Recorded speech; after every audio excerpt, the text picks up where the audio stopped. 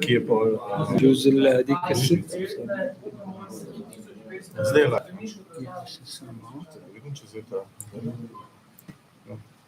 Dela. Samo to. Više men pošao. Sim treba se.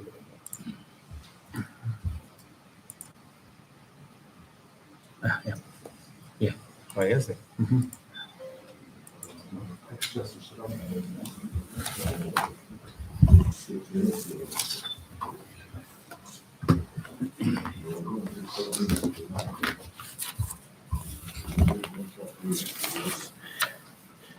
Your Excellencies, members of Ifimes Council, members of Ifimes, ladies and gentlemen, dear friends.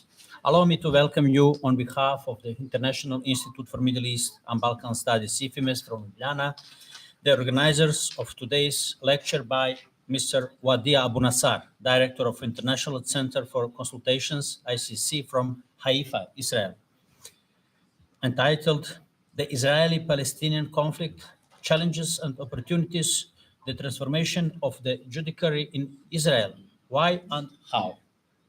A special welcome and gratitude to go our guest, the acclaimed and highly respected Mr.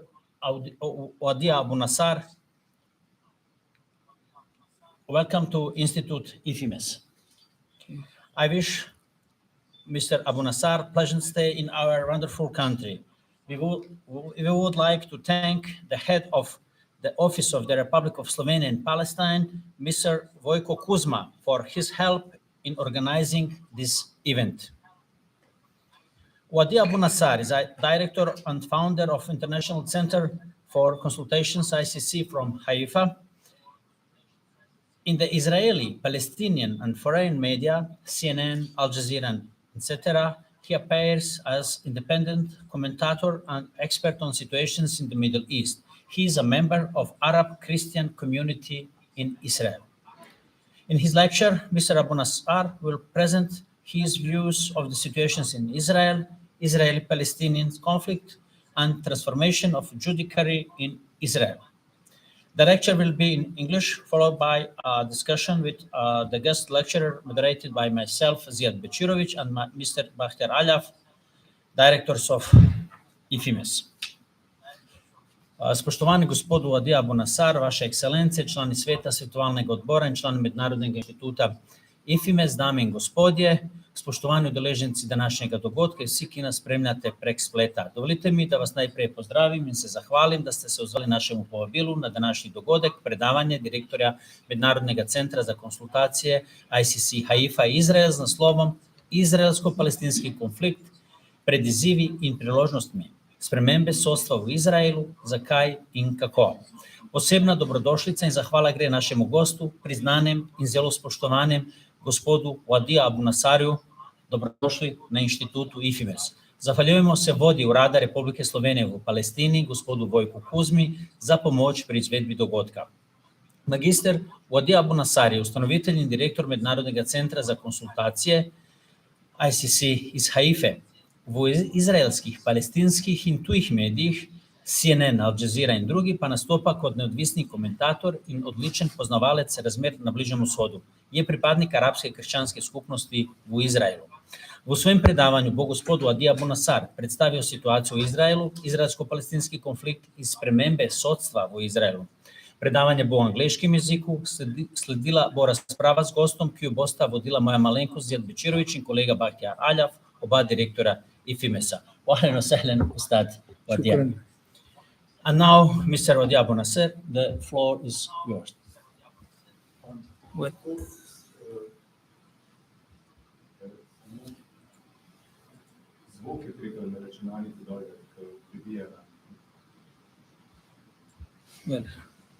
Dobar dan, hvala.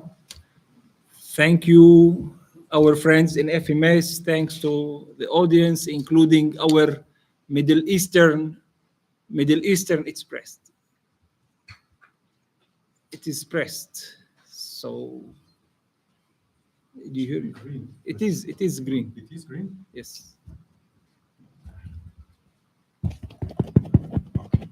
Okay. So I hope that you hear me now. I would like to thank you for taking the time to listen to me. It is a pleasure to be here. You know, I love your country. It is my 4th visit here. Today, I will talk allegedly on 2 different topics: the Israeli-Palestinian conflict and the judicial reform or slash major changes in Israel. I will explain that things are somehow related and who might be the winners, who might be the losers, and how, despite everything, we shall have hope for some better future. Now, if to talk about the Israeli-Palestinian conflict, I would like to highlight that despite many times people talk about Israel-Palestine, Israel-Palestine, we have to highlight 2 facts. Fact 1, we are not talking about symmetric conflict. It is not 2 sides equal. It is occupier and occupied. So masters and slaves. So it is not equal. So we cannot expect from the 2 sides the same things. We cannot expect the Palestinians to make the same concessions that we expect from Israel, because there is a fact: one side is very strong and one side is very weak. Even economically, the Israeli economy is 30 times, 30, the Palestinian economy. So, and we can talk about military power, security, etc. So it is unfair to treat the Israeli-Palestinian, and it is not only unfair, it is not wise to treat the Israeli-Palestinian conflict as a conflict between 2 equal players. Because many times foreign players say, oh, Palestinians, you should do this, Israelis, you should do that, as if we are talking about equal partners, which is not the case. The second problem is that we are talking here about a fact that to the west of Jordan River, there are almost 8 million Jews and 8 million Arabs. And the Jews are deciding for the Arabs. The Arabs are not deciding. They maximum, some Arabs from Israel can vote in Israel, but our poor Palestinian brothers in the occupied West Bank and Gaza, they have no decision. They cannot decide if to have water supply without Israel's consent. Nothing could go to Gaza without Israel's consent. So it is a fact that the Jews are deciding for the Arabs. And this is not sustainable. It is not only that it is not fair, it could not last for a long time to come. It is against human logic.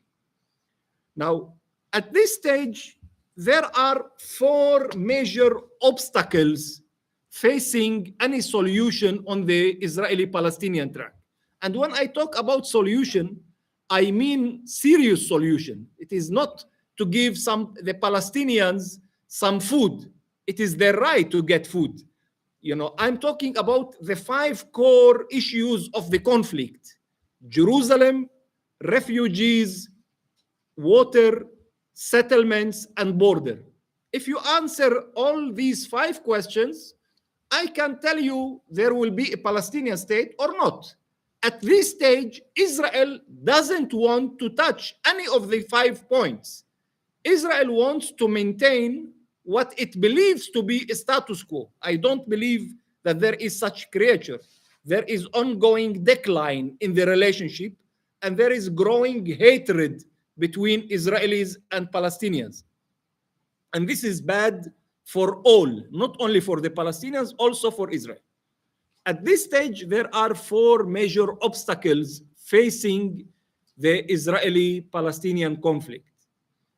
Obstacle 1, and I would like to be frank, is the leaders.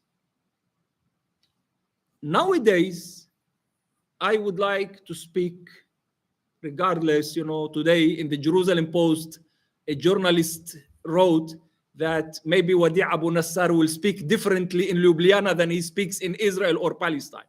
I have no two languages, lady. I have one language. The leaders of Israel and Palestine are the biggest enemies of their peoples. And I summarize that in one sentence.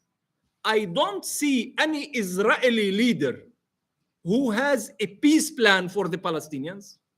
And I don't see any Palestinian leader who has a serious liberation strategy for his people.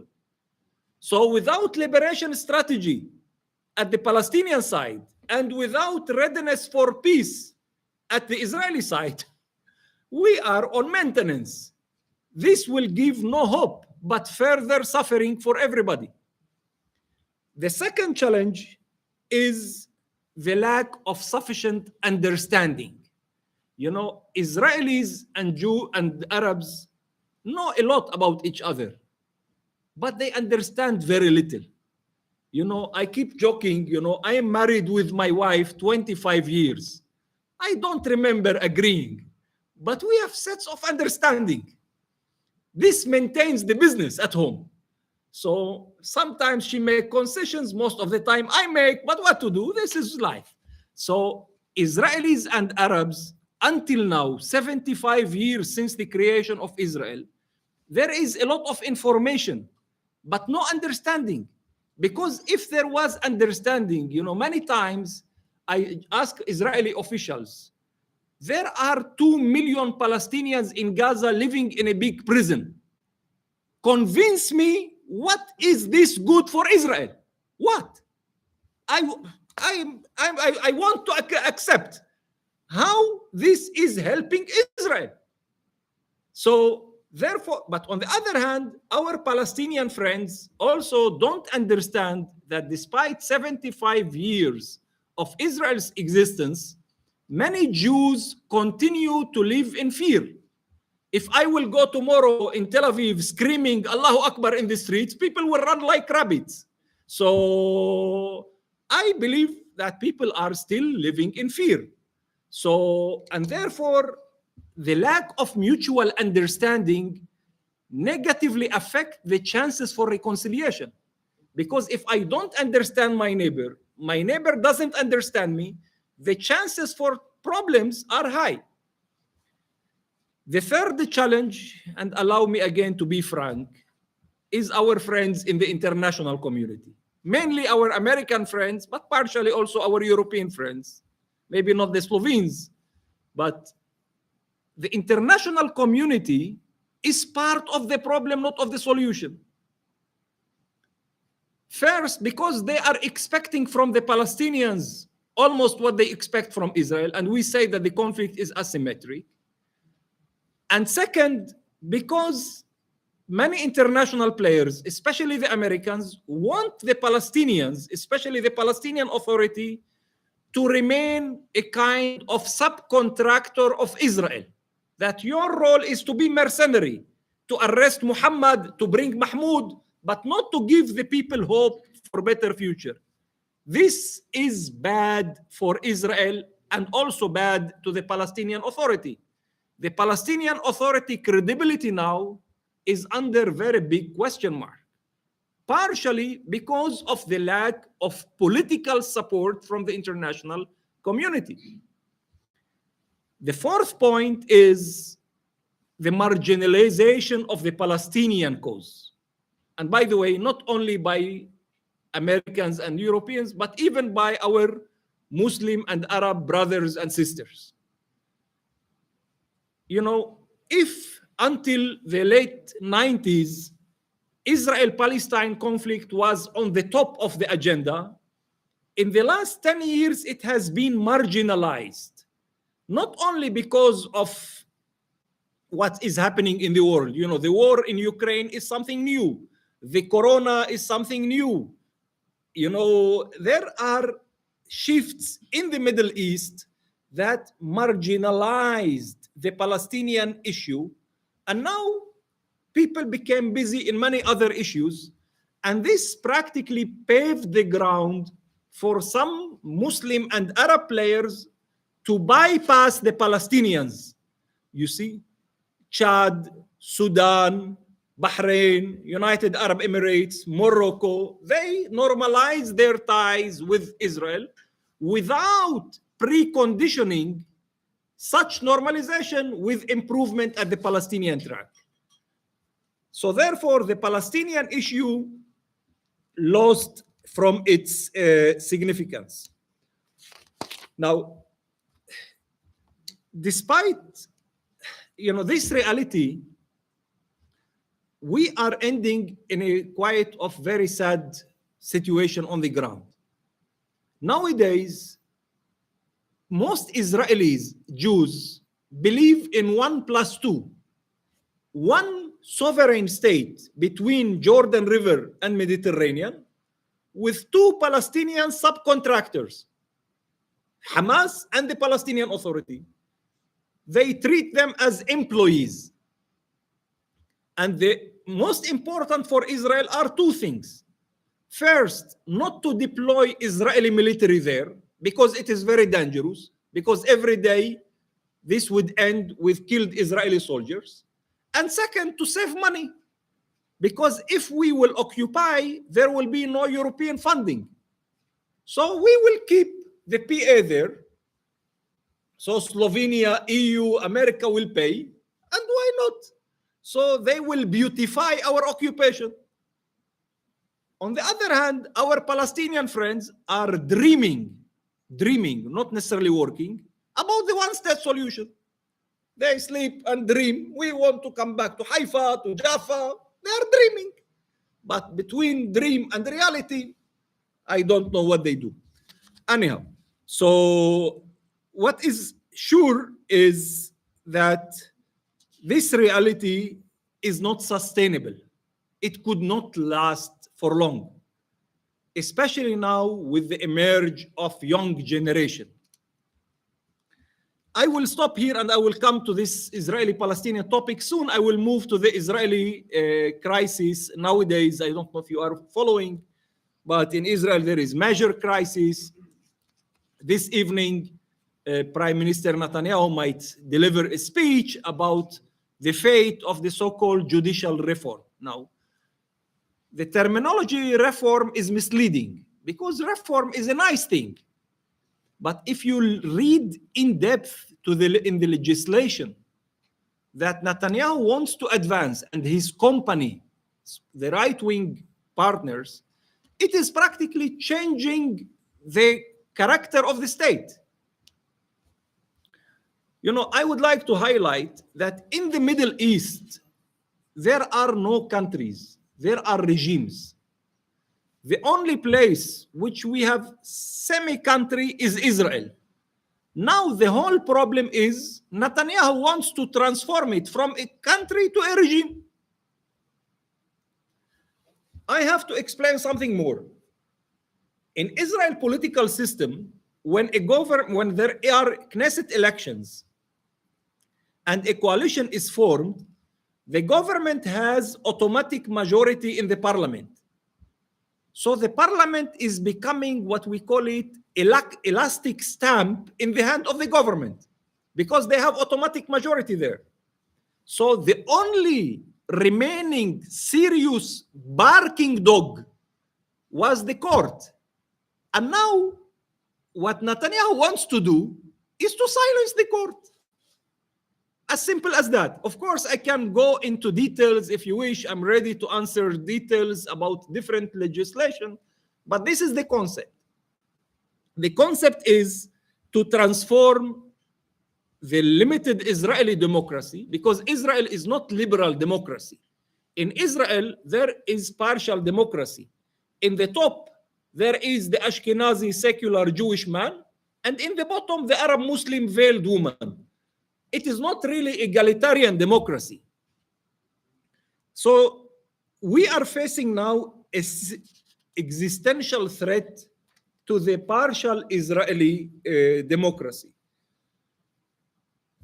The problem now that Netanyahu is perceived by many as the main threat to Israel. some people believe that Iran is a challenge, some Muslim prayers are challenged. It might be true.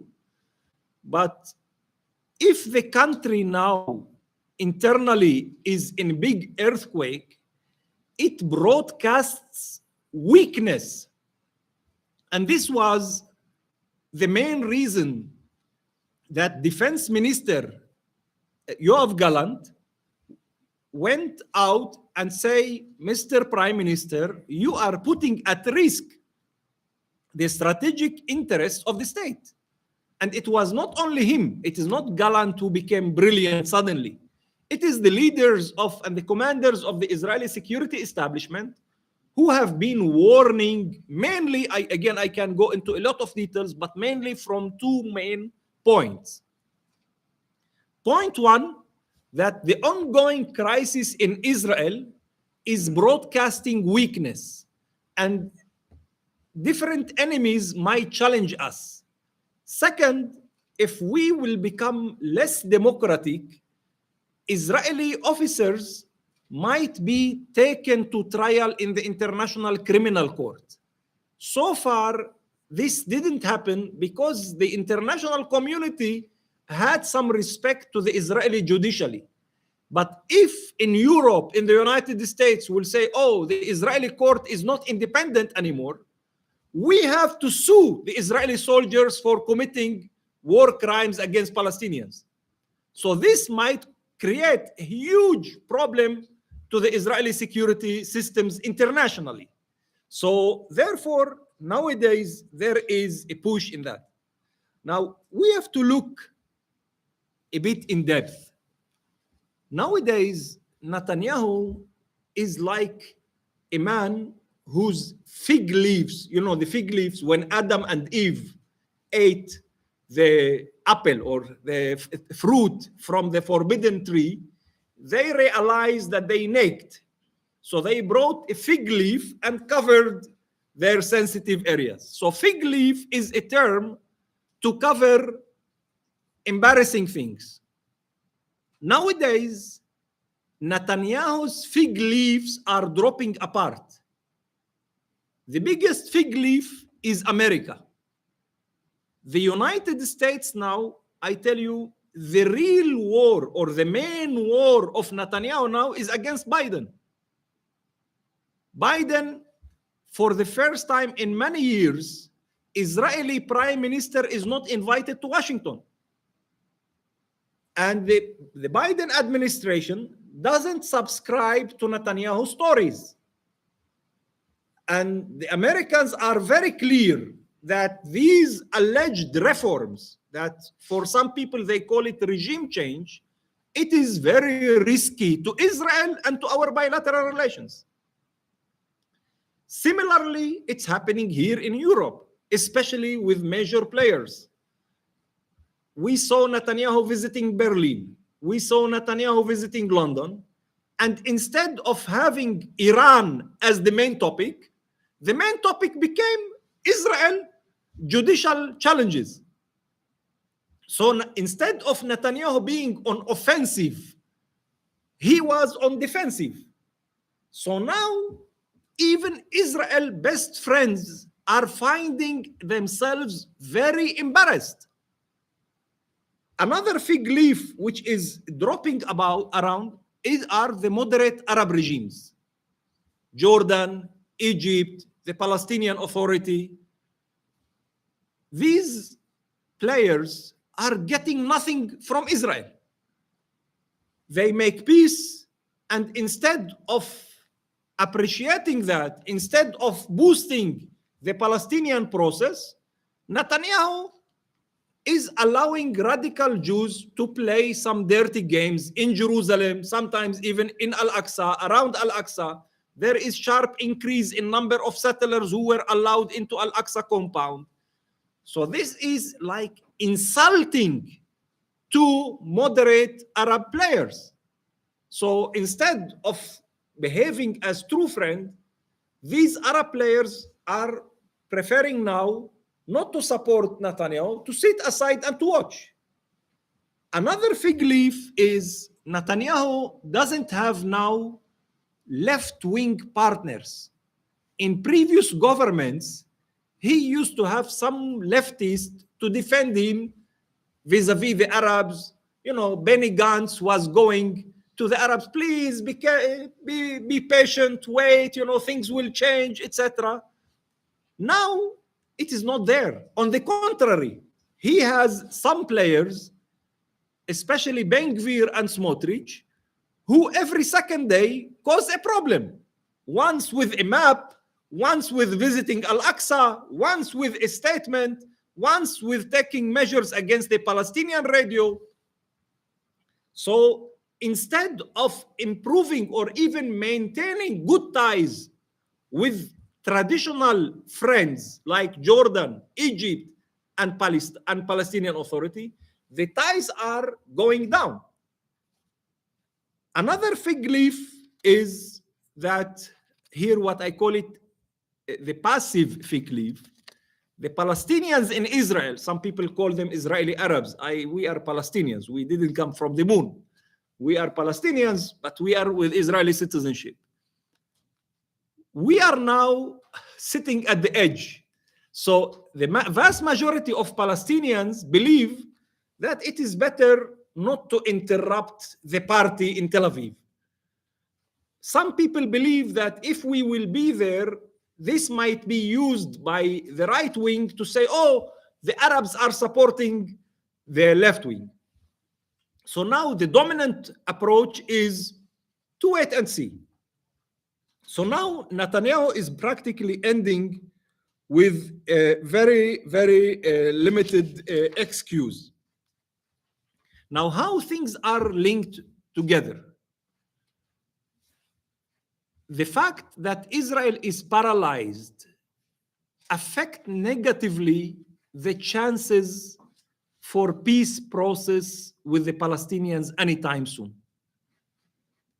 So therefore, nowadays, because of the internal crisis in Israel, unfortunately, if until few months ago, some people were thinking we have to resume the peace process, now nobody is seriously talking about this option because it is disconnected from reality. Despite that, I believe, and despite all the challenges, by the way, there are now two big challenges. Israel and Palestine are collapsing nations. I'm very concerned. Israel is facing internal turmoil, and we have tribalism. So, you know, the Israeli society is more and more a society of tribes, even among the Jews themselves. And among Palestinians, we are also a nation of tribes. We have the West Bank, we have Gaza, Jerusalem, Israel, and diaspora. Once the PLO was a glue unifying, but now, unfortunately, this glue is almost fading away. Nevertheless, I believe that there are opportunities. We shall not lose hope. The opportunities could be reflected in two ways. First way is, you know, now many times, you know, since the morning I was meeting some officials here, people are asking me, elections in Palestine, elections in Palestine. No, why not? But I say, in order to have elections, you have first to have independence. Because elections, fair elections, could not happen under occupation. You know, even if these elections will take place, there will be many fingers. You know, now even when we are talking about sovereign state, there are sometimes some fingers. So imagine when we talk about occupied, especially if Gaza will remain under Hamas. So this is an issue that has to be for reflection. But above all, our European and American friends have to sign a commitment. You want elections? Fine. But you have to accept the election results. You cannot sue the elections as you want. In Europe, you want elections. In the Middle East, you want selection. You want to decide who you want to be elected. we are not a flock of cows, my friends. The Palestinians are a nation. They have right to choose whoever they want. It's not that I'm in favor of Hamas or X or Y, but the Palestinians have the right to select whoever or to elect whoever they want. So if you want elections, you have to accept the results. You see, I don't see the international community accepting the results. And nowadays, it is not of a secret. If Fatah will run alone in elections, it will lose. So the chances for Fatah to win, because it has nothing to offer. Nothing to offer. Zero achievements in the last years. Now, on the other hand, in Israel, unfortunately, this kind of mess might prevail for a long time, regardless what Netanyahu will say or will not say tonight. So, in order to have opportunities, we have to find a transition in Palestine that could be somehow accepted, either by international commitment for free elections and to accept its results regardless what will be the results. And we need a serious demand from Israel for commitment to respect these results. It is not enough that the international community to accept and Israel doesn't. So at this stage, I don't see that happening. However, my humble vision, Netanyahu now is in front of three options. Option one is Netanyahu to stay as Netanyahu, to fool everybody. And if he has nobody to fool, he fools himself. So option two is to be hostage of his coalition partners. Option three, what I suggest, Netanyahu has two neighbors, Bashar Assad of Syria and Mahmoud Abbas. By the way, I wish President Abbas long and healthy life. He celebrated yesterday his 88th birthday. So, but anyhow, I believe that it is maybe time to relax, maybe in Slovenia. Anyhow, so to make things short, I believe that it is very important to try to use the opportunity of having these leaders for making a possible deal. I believe deals could be done. Netanyahu, if he wants, he is strong enough. If I were Netanyahu, I will make negotiations, probably secret negotiations, with the Palestinians and or with the Syrians. Will make deal. With this deal, I will run to elections. Believe me, I'm ready to forgive him for all the cigars he smoked, and even to bring him a new packet of Cuban cigars as a gift. But I believe there is the opportunity. There is also opportunity at the Palestinian side that Abbas still is the convening power. It means he is like the Papa. It is important to prepare the ground for transition. Transition, it means reconciliation with Hamas. If we wish or not, Hamas is a player. We cannot talk about unified Palestine without Hamas. This is a fact. So reconciliation could be done if there is a will. So far, I don't see there is a will. And second, to allow more of the young Palestinian leaders to take their role. Nowadays, the average age in Fatah Central Committee is maybe 75, and they are talking about some people in Fatah Youth Movement are 50 plus. So good for them. So what I'm trying to conclude, things are looking bad in Israel and Palestine. But if there is a will, there is the way. And I believe also small nations like Slovenia can play differently. Many times our European friends believe like our Israeli friends. Israel believe what doesn't come with force comes with more force. But you have been killing Palestinians for 70 years, and young Palestinians continue to fight. which means that force is not the solution. On the other hand, our European friends have been giving the Palestinians the largest amount of aid per capita in history. But there are two facts. Fact one, no horizon for independence. And fact two, most Palestinians are poorer than ever. So the money of European taxpayers is vanishing in the pocket of occupiers and of crooks. So this is an issue that our European friends have to reflect upon.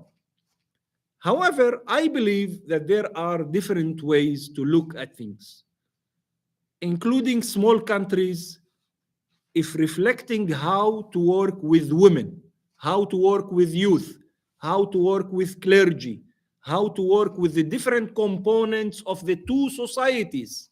You know, Israel has 5 important components: the religious leaders, the ex-generals, the mayors, the journalists, the business community. We have to work not only with politicians. I'm not sure that politicians want peace. And now in Israel and Palestine, we have mainly politicians. I don't see real statesmen. You know, the difference between politician and a statesman, as Clemenceau once said, a politician thinks about the next election. A statesman thinks about the next generation. I am thinking about the next generation. I believe that despite the fact that things are looking bleak, even if there is no hope, we have to create it. This is the way for salvation, for Israel, for Palestine, for every man of goodwill. Thank you very much, and I'm all ears to hear your questions and comments.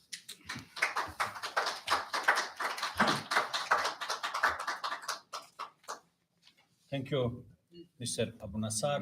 Now, I would like to ask colleague Bakhtiar Alaf to start with this discussion. You mentioned the crisis in Israel regarding this mass protest, and yesterday he sacked the Defense Minister Gallant. Do you think that will come to polarization inside the Likud party? Yes, there are some signs that in the Likud party there are some kind of fragmentation. It is still in its early stages, but there are already, we have to look not at the party only in the Knesset. You know, I give you 2 levels of information.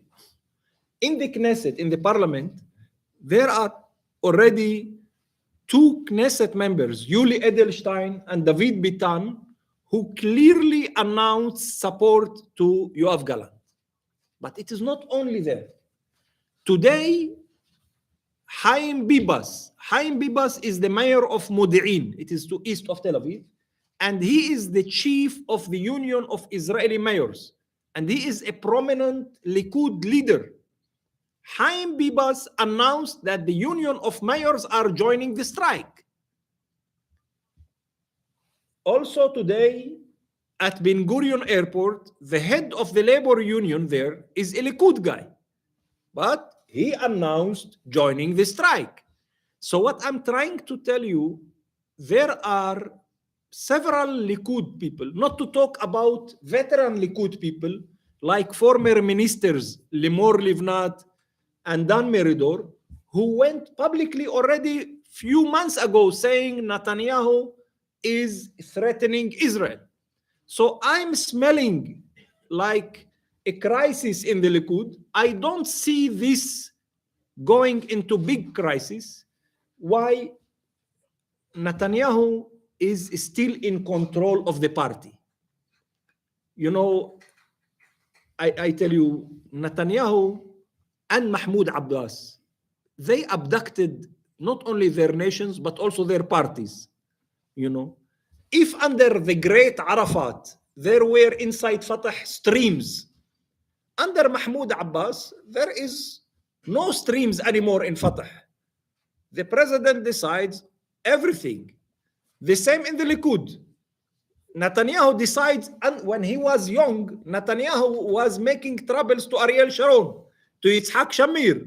But now he silenced the opposition. However, I believe if this dispute will continue, I am sorry for my expression, but more rabbits will come out from the party.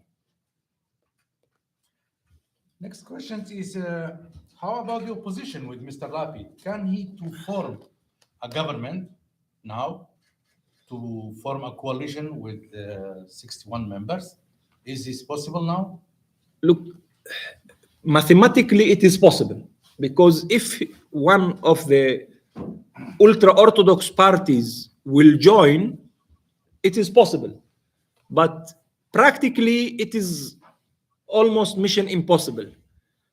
In order that Lapid to have an alternative government without going to elections, we need to have what we call it two miracles. Either a big split in the Likud, that 7 or more Knesset members from the Likud will split and join, or one of the Orthodox parties will join. At this stage, we don't see that happening. In case of a new elections, we must be ready for that. Is there any possibility of unity of the Arab parties in Israel to be one coalition? Look, it is very sad, but the answer is no. Look, again, my humble approach is that there is no necessarily to be unified, but it is important at least to be in coordination. You know, sometimes we don't agree because there are Islamists, there are communists, there are Arabists. I understand that there are some differences, but many times, like nowadays, unfortunately, we have a personal dimension. The dispute is becoming also personal. People even don't talk to each other. I think it is wrong. My humble hope, and you know, I hope that I know that also different players are working in order at least to minimize the personal disputes and to try to create some better coordination among the various Arab parties. I'm skeptical, but let us hope that things would change. By the way, I want to tell you something. It is, if the Balad party, the Arab Nationalist Party, if it passed the threshold, Netanyahu wouldn't have government. So what we are talking about, that sometimes it is a matter, or if Meretz, the poor Meretz, lost the elections with a gap of 5,000 votes only. And I will tell you an additional piece of information. If you analyze those who didn't vote, and we try to analyze from where they are, because we knew what was the percentage of voters in X and Y cities. So when we know that 70% voted in Haifa, so it means 30 didn't vote. So when you analyze deeply, 80% of those who didn't vote were anti-Netanyahu. But it is, in my humble opinion, it is a mistake. But you know, in politics, sometimes your rival use their mistakes. Like in football, you know, sometimes if you are a bad team, the other side is making scores, not because they are smart, but because you are not performing. The next question is about President Mahmoud Abbas. You mentioned that he celebrated his 88th of birthday yesterday, I think. Yes. And who can to replace him? Who is the alternative inside the PLO? Well, I believe that the Palestinian people, a people of 12 million, if not more people, has a lot of brilliant people. You know, every people, I don't believe that there is somebody who is irreplaceable. You know, history is full of people who thought that they are irreplaceable. So starting from great leaders, ending with minor politicians. My humble suggestion at this stage, that Palestine needs a trio to transform. I suggest, you know, until now, President Abbas and President Arafat were practically one-man show. I suggest now that to move to a trio, to have somebody from Hamas, probably Khalid Mash'al, in charge of the PLO, dealing with Palestinians in the diaspora. And if they are big hero, I want them to give food to our brothers in Lebanon, in the refugee camps. Second, Marwan Barghouti is in Israeli jail. He is the most popular Palestinian personality nowadays. If you would ask me, I believe Israel, if they want, there is the way. Although that he is sentenced for several life terms, but if the Israeli security establishment recommends and the government accept, the president will pardon him. Third, I believe Salam Fayyad was one of the few Palestinian leaders who knew what he wanted. You know, many of us Palestinians, especially politicians, we know what we don't want. We don't want Israeli occupation. But many times we don't know what we want. What Palestinian state we want? Democratic, not democratic? If you ask me, I would prefer that state led by women, and we will make business. We are bad in politics as men. But, you know, I wrote my thesis about that. You know, I once even told Arafat and he kicked me out. So I said, there will be no Palestine unless a Palestinian woman will lead us. We Palestinian men are paka. We speak a lot, we work a little. But anyhow, my humble vision is that this trio, Khalid Mash'al, Marwan Barghouti, and Salam Fayyad, who is excellent administrator, to transform the Palestinian people from tribalism back to a nation, to give hope to the people. This is doable, not mission impossible, with some pressures, but at this stage, unfortunately, I don't see Israeli partner for this scenario. My next question is about the holy place in the Holy Land, because we are now in Ramadan and we are waiting the Passover for Christians, Passover for the Jewish people also.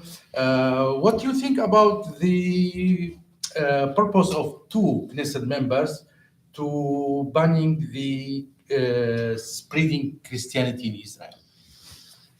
Look, I want to be frank with you. You are putting now, how to say, the finger on one of my wounds, you know, being a Palestinian Christian.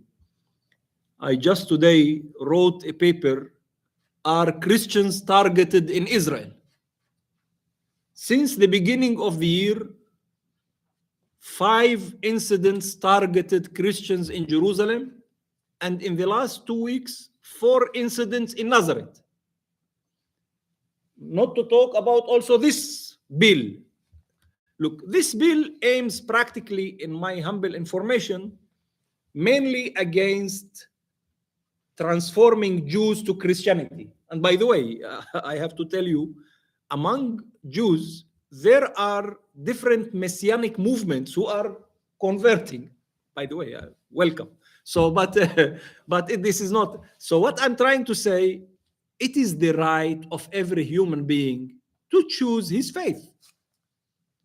Imagine that there will be such a law against converting to Judaism in Slovenia. There will be a big earthquake. So what I'm trying to say, although this law is not necessarily directed against Christians in Israel, we fear that this might be used also against Christians in Israel. Furthermore, about attacks on Christians, I would like to share with you the following information. Since 2015, there are more than 130 attacks, mostly committed by radical right-wing Jews. In the old city of Jerusalem, there are almost daily bases of spitting on monks, especially in the Armenian quarter. In 95% of the cases, the police did almost nothing. First, they have difficulty finding the perpetrators. But the city, if you were in Jerusalem, the holy city of Jerusalem, the Israelis filled it with cameras, you know. And many times churches offer images, offer videos. Oh, we don't find him. The second, even if found, many times he is mentally ill. So why mentally ill people are around, you know? And why mentally ill people are attacking only Christians? So third, even if people are arrested, etc., in the Israeli system, it is the police who indicts, who tell the prosecution. Many times, the indictment is a kind of what I call it very bad joke. You know, it is like if you are telling the court, please release him. But it means you say, oh, he did something, but, you know, it is no sufficient evidence. You know, we are recommending that he might be sent to some treatment, etc. So in the vast majority of cases, unfortunately, ended with no deterrence.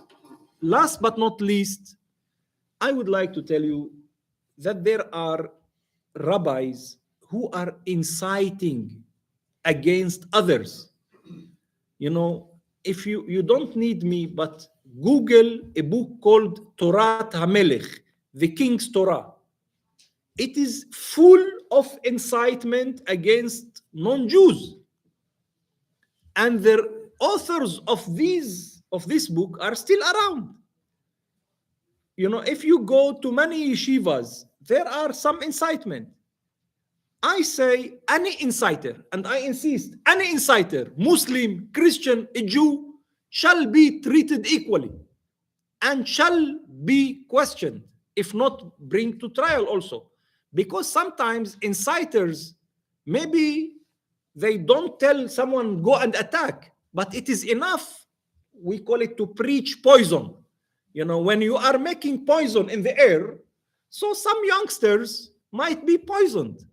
So in my humble opinion, inciters are not less dangerous than perpetrators, and they have to be treated. My last question is about the policy of Vatican toward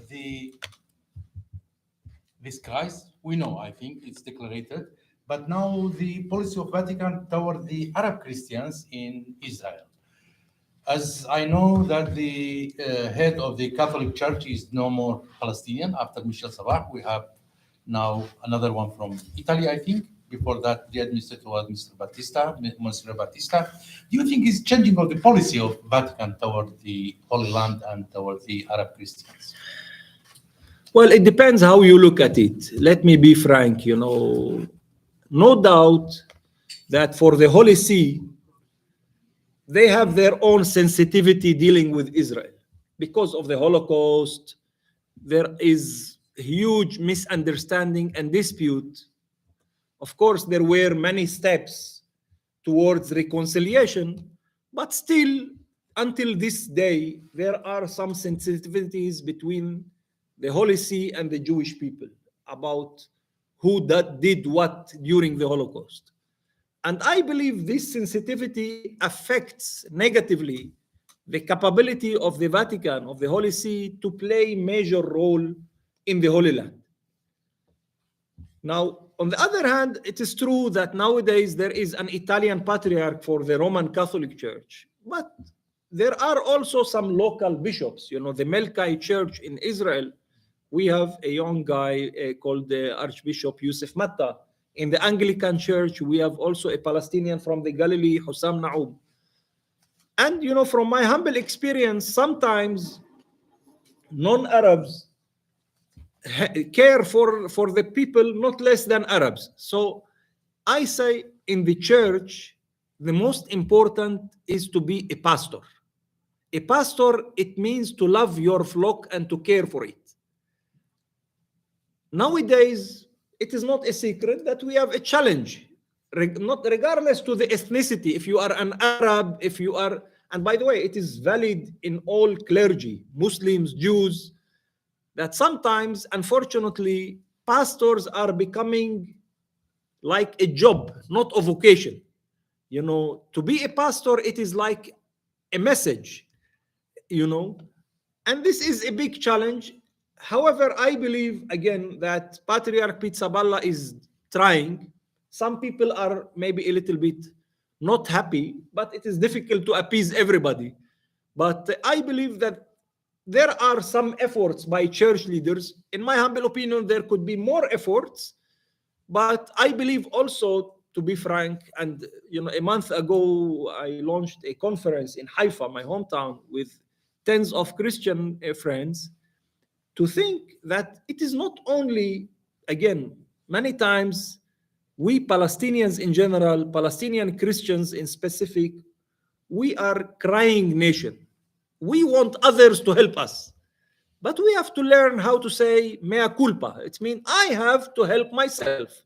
I don't have to expect the Vatican to help me, or the Pope to help me, or the Patriarch to help me. Especially in Israel, the majority of the Christian community are middle class. We cannot talk about real poverty. So if there is a will, many things could be done. My last question, we are in religion again, regarding the Muslim holy place in Jerusalem. As you know, that Jordan is the patriotic place, but we have some competition. Some analysts are talking about Saudi Arabia to replace this, but after the normalization of the diplomatic relation or between Saudi Arabia and Israel, can Saudi Arabia to be alternative for Jordan here in Jerusalem? We have the agreement of 1994, also a peace agreement with Jordan. Yes. Look, I doubt that Saudis could be an alternative for three main reasons. First, there is an agreement between Israel and Jordan. Second, Jordan has historical ties with Al-Haram al-Sharif, Al-Aqsa compound. By the way, we have to distinguish, because sometimes people don't, some radical Jewish friends are saying, we have no problems that Muslims to pray at Al-Aqsa Mosque. But okay, Al-Aqsa Mosque is not only the mosque, it is the entire 144 dunam compound. You see, because some Jews are thinking about sharing the place. So this is a very, very delicate matter. And sometimes people from abroad don't understand this sensitivity. You see, we don't want to pray in the mosque. Of course, they don't want to pray in the mosque, but inside the compound, yes, and they are praying. By the way, in contrast to agreements and understandings with Jordan. The other point that I would like to highlight, the whole issue of Saudi or sometimes Moroccan, etc., it is more a political game. By the way, sometimes it was played by the Palestinians. When Arafat had problems with King Hussein, he went to King of Morocco and agreed in the Muslim summit, Morocco is responsible for Jerusalem Committee. The same now our Israeli friends. They are playing now the Saudi against the Jordanian. I doubt that the Saudis are interested to play against the Jordanians. It is mostly Israeli leaks, but still, I believe that regardless to this, Jordan is facing a growing challenge. Why? Because except of paying the waqf, the Muslim waqf in Al-Haram, there is a decline in the respect, not only to Jordan, but as I said, to all moderate Arab players among Palestinians. And this is creating a vacuum which allows different kind of radical players to be present inside Al-Haram. Now, please, your question. Who have any question for our guest? Mr. Blanco Soban. Short question. Where is heading Israel now under Netanyahu? David Grossman is writing that Israel is heading towards fascism. What's your opinion about this? I'm not far from David Grossman. Look, it is not only fascism. Look, I have been talking to many Israeli friends, especially in the right wing. I always say a wise man learns from the experience of others, doesn't wait to be hurt himself in order to learn. Sparta lived for 150 years. Athens lived for 800 years. No country in the world will live till eternity. But there is a difference between the culture of power of Sparta and the power of culture of Athens. Israel at this stage is similar more to Sparta. It is bad to Israel. You see, it is on a kind of decline. And this might cause great damage. You know what?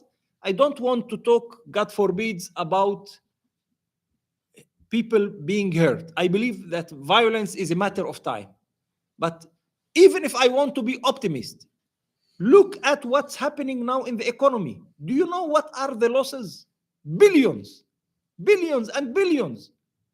And it will not be paid. Netanyahu will have his salary, I can assure you, no problem about his salary. He will get 15,000 euros per month and he will be happy, in addition to some gifts from here and there. Good for him.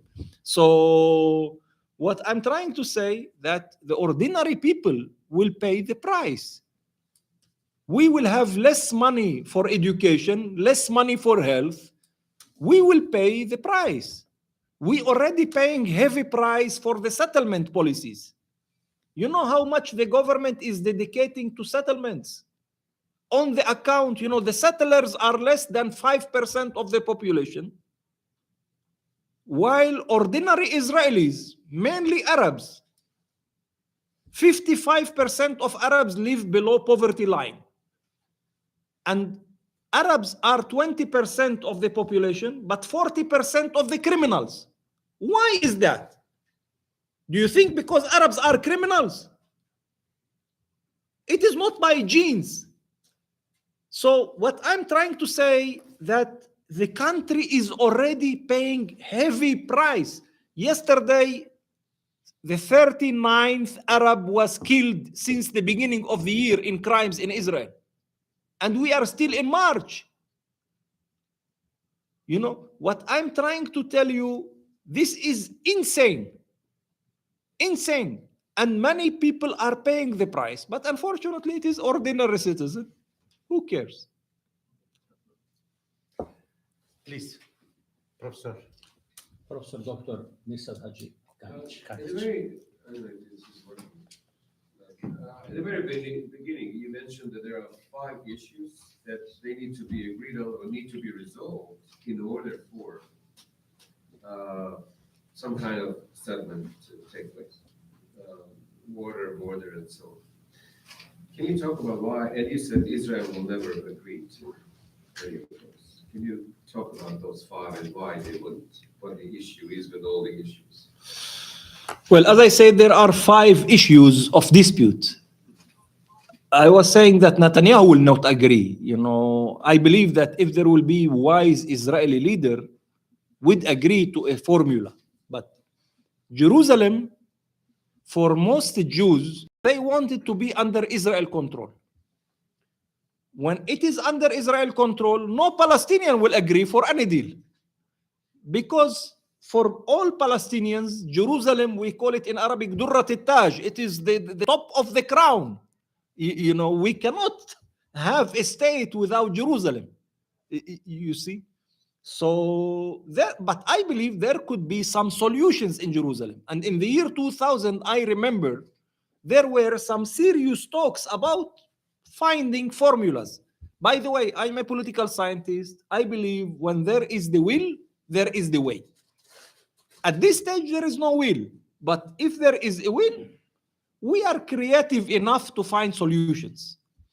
The second problem is water resources. You know, Israel controls the water resources in the West Bank. And the Palestinians, you know, water is an essential element needed for living. And the Palestinians, you know, if you visit the West Bank, in most Palestinian homes, you would find huge black cans Why? Because they don't have always running water. It is insane in the 21st century, while settlers have swimming pool few kilometers from Nablus, a man from Nablus have to put cans on his rooftop in order to guarantee ongoing water supply. So there is unfair share of the water. Third, refugees. This is an explosive matter. In Israel, if you are today in Slovenia and you decide to be a Jew, next week you can come to Israel and ask to be citizen and you will get citizenship, regardless, because you suddenly became a Jew. But if a Palestinian left his home in Jaffa, in Haifa, by the way, most of them left not willingly, these guys are not allowed back. So this is unfair, unjust. We are talking about majority of Palestinians who are refugees. Many of them are in the occupied territories, but many of them are also beyond. And there is a need for solution. And this solution, it's not only to allow them back, but even if you want to compensate them, who will pay? Israel wants the Arabs to pay. And we are talking here about billions in compensation. The fourth problem is the settlements. The settlements nowadays are grabbing almost 1/3 of the lands in the occupied West Bank. Of course, I'm not talking about the occupied Golan Heights. This is another story. But how to evacuate those? We are talking about 500,000 settlers inside the West Bank. You know, when Egypt made peace with Israel, Israel had one settlement in Sinai, Yamit. And there was a huge crisis in Israel to evacuate one settlement. In 2005, Sharon evacuated 4 settlements in the West Bank. Until now, he is blamed to be the great devil by the Israeli right wing. So imagine when you want to evacuate hundreds of settlements. It is a huge challenge. But to keep them means no Palestinian state, because no viability. You see. Now, if to talk about the border, where are the borders of Palestine? Will Palestine enjoy real sovereignty, or will be under, because what Netanyahu wants, he wants to allow the Palestinians to have an entity, but not sovereignty. You see? But who would accept to be slave of his neighbor? This is not sustainable. And therefore, these issues, without being solved, we cannot talk about the existence of a Palestinian state. Now, for most Palestinians nowadays, they are on surrendering mode. Okay, the Jews don't want, no problem. We will print children. And we are entering now apartheid era. It will not be pleasant, but at the end, we will impose one state solution. I'm not sure that this will happen. This would lead to further bloodshed. Do you have any question? More? Ziad, I will give you back.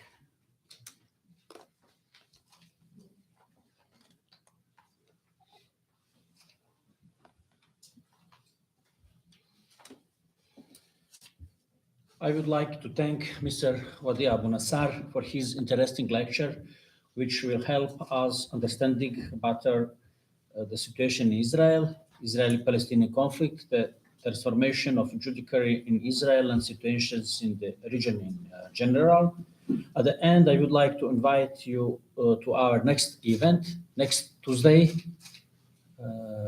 40 April, organizing the roundtable with 2 ministers, 2 interior ministers,